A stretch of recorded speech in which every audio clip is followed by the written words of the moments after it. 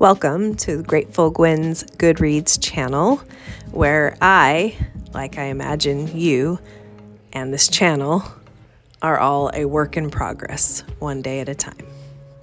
Constantly evolving, growing, changing as we read and learn together. Today we're reading from Don't Sweat the Small Stuff, and it's all small stuff by Dr. Richard Carlson. Simple ways to keep the little things from taking over your life. Introduction. The greatest discovery of my generation is that a human being can alter his life by altering his attitude. William James. Whenever we're dealing with bad news, a difficult person, or a disappointment of some kind, most of us get into certain habits, ways of reacting to life, particularly adversity, that don't serve us very well. We overreact, blow things out of proportion, hold on too tightly, and focus on the negative aspects of life. When we are immobilized by little things, when we are irritated, annoyed, and easily bothered, our overreactions not only make us frustrated, but actually get in the way of getting what we want. We lose sight of the bigger picture, focus on the negative, and annoy other people who might otherwise help us. In short, we live our lives as if they were one great big emergency. We often rush around looking busy, trying to solve problems, but in reality, we are often compounding them. Because everything seems like such a big deal, we end up spending our lives dealing with one drama after another. After a while, we begin to believe that everything really is a big deal. We fail to recognize that the way we relate to our problems has a lot to do with how quickly and efficiently we solve them.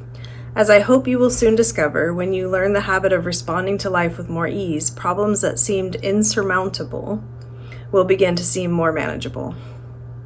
And even the biggies, things that are truly stressful, won't throw you off track as much as they once did. Happily, there is another way to relate to life, a softer, more graceful path that makes this life seem easier and the people in it more compatible.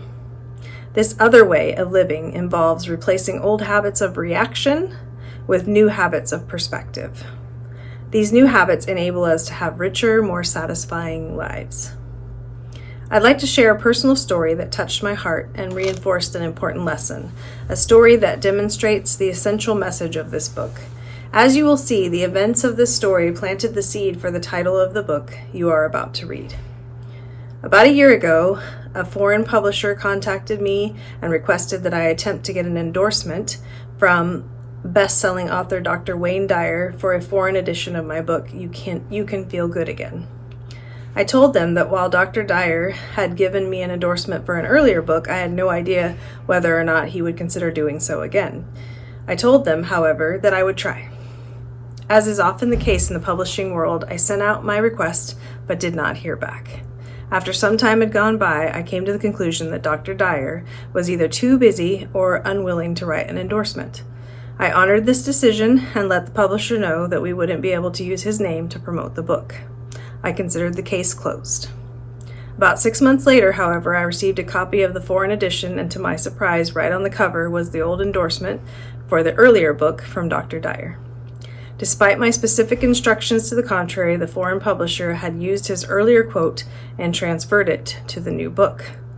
I was extremely upset and worried about the implications as well as the possible consequences. I called my literary agent, who immediately contacted the publisher and demanded that the books be taken off the shelves.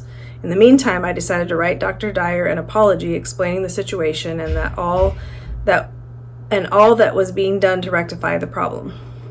After a few weeks of wondering about what his response might be, I received a letter in the mail that said the following: Richard, there are 2 rules for living in harmony. 1, don't sweat the small stuff. And number 2, it's all small stuff. Let that quote stand. Love, Wayne. That was it. No lectures, no threats, no hard feelings, and no confrontation. Despite the obvious unethical use of his very famous name, he responded with grace and humility. No feathers ruffled, his response demonstrated the important concepts of going with the flow and of learning to respond to life gracefully with ease.